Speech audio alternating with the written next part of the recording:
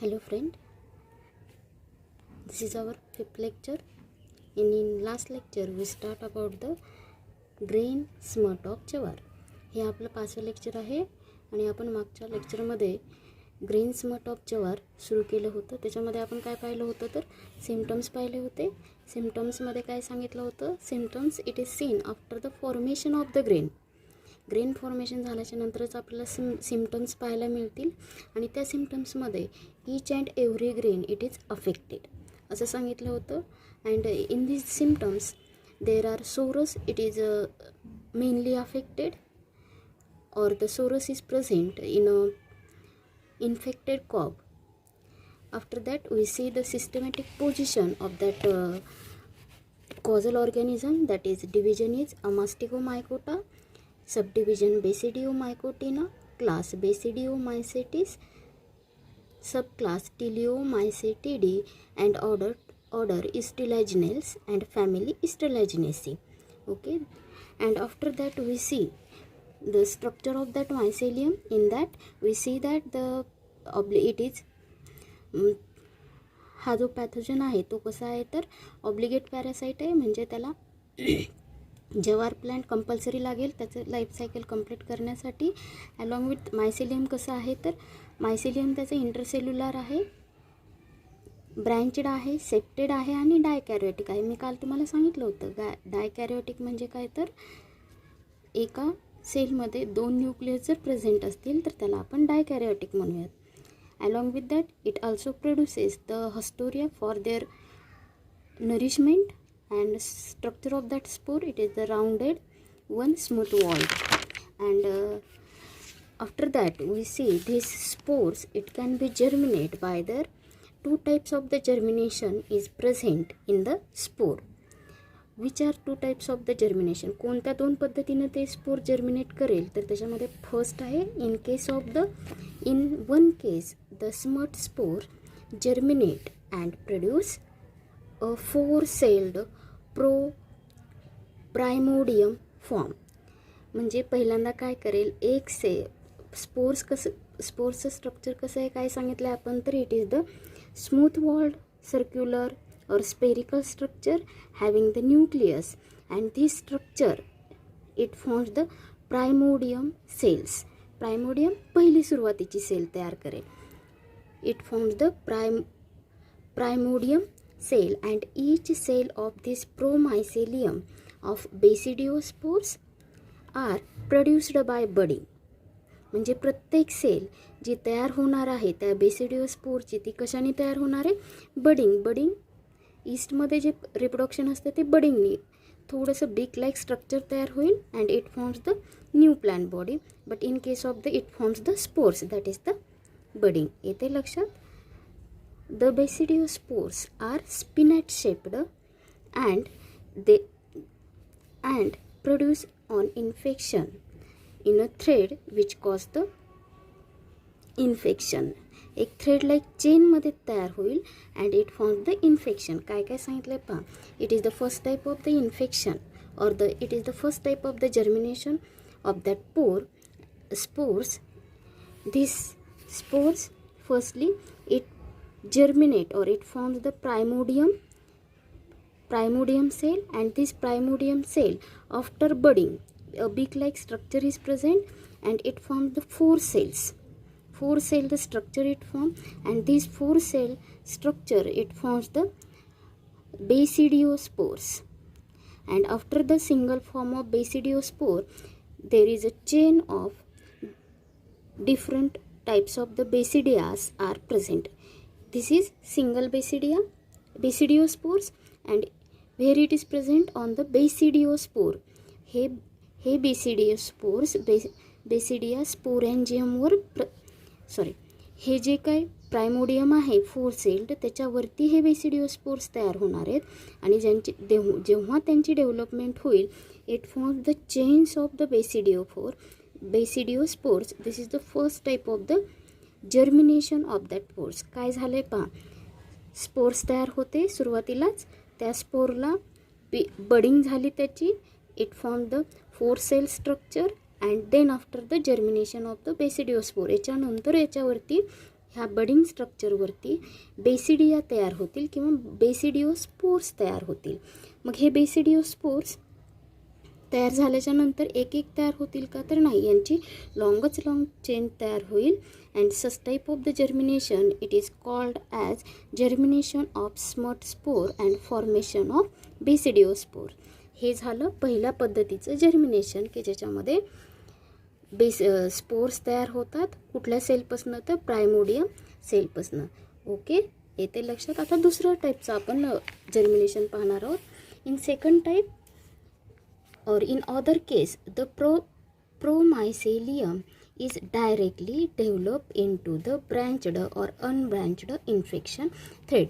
म्हणजे याच्यामध्ये प्रोमायसेलियम sale directly branching form करेल किंवा without branching it causes the infection. It is the another type of the germination. But in first type we say there is a spores. It forms the 4-celled structure and after that basidiospores are formed. This is the basidiospore. This structure it is called as basidiospores. But in second type, the promycelium it directly develops into branched or unbranched infection thread. Directly infection thread असेल, मग त्या थ्रेडमध्ये branching present असेल काही वेळेला किंवा काही वेळेला अब्सेंटही असेल. आणि असं जे इन्फेक्शन होईल ते असेल दुसऱ्या पद्धतीचं इन्फेक्शन. आता या इन्फेक्शनमध्ये काय होते पहा. The infection thread penetrate into host and produces primary monokaryotic mycelium which after somatogamy develops into the secondary dikaryotic mycelium. म्हणजे जे काही इन्फेक्शन थ्रेड तयार होतील it directly penetrate into the host and produces primary monokaryotic mycelium. म्हणजे सुरुवातीला mycelium तयार होईल पण तो कसा असेल, monokaryotic. It means that the mycelium having the only one nucleus. And after somatogamy means the fusion of two cells, but nucleus of that cell it is not fused. Such type of the fusion it is called as somatogamy. सोमॅटोगॅमी कशाला म्हणतात, तर दोन sale एकत्र येणार आहेत आणि दोन sale एकत्र येऊन फ्यूज होतील पण त्यांचे न्यूक्लियस जशाला तसे राहतील. त्याला काय म्हणायचं आहे आपल्याला, सोमॅटोगॅमी. म्हणजे सुरुवातीला डायरेक्टली इन्फेक्शन व्हायला लागले आणि काय तयार होते, तर सिंगल सेल मायसेलियम तयार होतोय आणि नंतर सोमॅटोगॅमी होते. म्हणजे दोन सिंगल सेल एकत्र येतील आणि त्यांचे न्यूक्लियस मात्र फ्यूज होणार नाहीत, सेल फ्यूज होतील. एकाच सेलमध्ये आपल्याला काय दिसणार आहे, दोन न्यूक्लियस. आणि असं जर दिसत असेल तर त्याला आपण काय म्हणूया, somatogamy. Somatogamy develops into the secondary dikaryotic mycelium. आणि मग सोमॅटोगॅमी झाल्याच्या नंतर डायकॅरियोटिक मायसेलियम पाहायला मिळेल. म्हणजे एका सेलमध्ये आपल्याला दोन न्यूक्लियस पाहायला मिळतील, secondary dikaryotic mycelium, and this grows along with the plant and produces smut pore. आणि मग असं इन्फेक्शन झाल्याच्या नंतर प्लांट बॉडीमध्ये इन्फेक्ट केलं जाईल and smut spores is produced developing grains. आणि स्मट स्पोर डायरेक्ट डेव्हलपिंग ग्रेनमध्ये प्रेझेंट असतील. येते लक्षात. पहा इथे डायग्राममध्ये सुद्धा दाखवलं आहे. हे स्पोर्स आणि इन्फेक्शन थ्रेड तयार झाले, मग ते ब्रँचड असू शकेल, ही ब्रँचिंग दाखवले. मग कधी कधी कसं असेल तर अनब्रँचड, मग सिंगल असेल.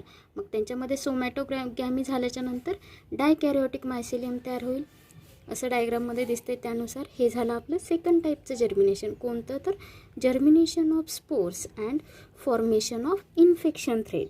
इथं सेकंड टाईपमध्ये आपण काय पाहतो, तर इन्फेक्शन थ्रेड तयार होतो आहे. आणि फर्स्ट टाईपच्या जर्मिनेशनमध्ये स्पोर्सचं जर्मिनेशन होते, त्यामध्ये आपण काय पाहतो आहे, तर तिथं सांगतो आहे की आपण बेसिडिओ स्पोर्स तयार करतो आहे. म्हणजे दोन पद्धतीनं इन्फेक्शन होणारे स्पोर हेल्दी प्लांटला, तर एक तर स्पोर्स फॉर्मेशन करून, तर ते स्पोर्स कोणते असतील, तर the spores are basidiospores in first type of the germination. And in second type of the germination there is only infection thread is present. येते लक्षात. This is the germination of that spores.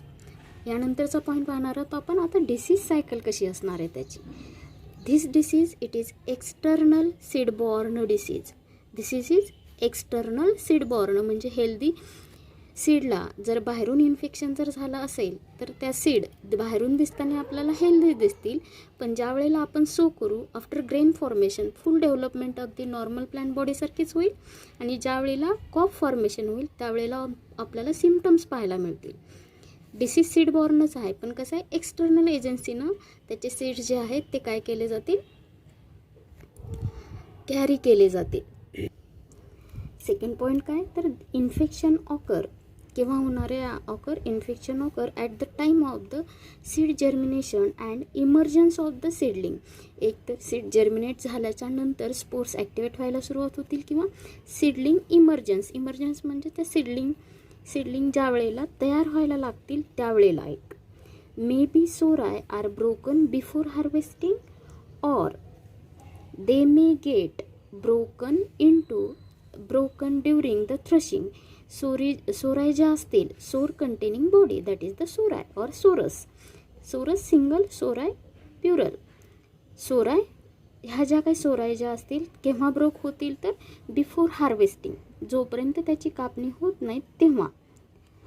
कापणी झाली, कापणीच्या अगोदर break होतील, किंवा केव्हा break होतील तर थ्रशिंगच्या वेळेला, ज्या वेळेला आपण त्याची थ्रशिंग करू तो कॉपपासून आपण ग्रेन वेगळे करू, कणसापासून ज्या वेळेला आपण ग्रेन्स वेगळे करू त्यावेळेला. And the smut spores are lodged on the surface of the healthy grains, आणि असे इंज्युअर्ड स्पोर्स स्प्रेड केले जातील कुठं तर हेल्दी ग्रेन्सवरती येते. म्हणजे पहा काय काय सांगतो आपण डिसीज सायकलमध्ये.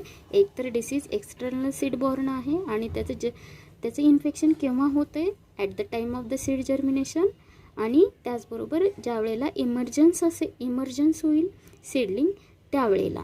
मग आता तोपर्यंत काय असेल, हे कुठं प्रेझेंट असतील, this spores it is present in the form of the sori, आणि केव्हा बाहेर पडतील तर break before the harvesting or after the threshing, and then it can be transferred to the normal as well as the healthy grain. These spores it is remain dormant.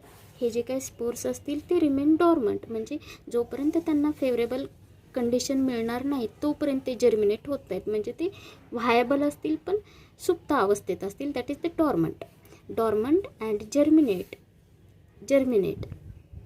आणि ज्या वेळेला favourable condition येतील त्यावेळेला ते germinate होतील. And the germination of the seeds, आणि ज्या वेळेला सीड जर्मिनेट होईल त्यावेळेला ते बाहेर पडतील.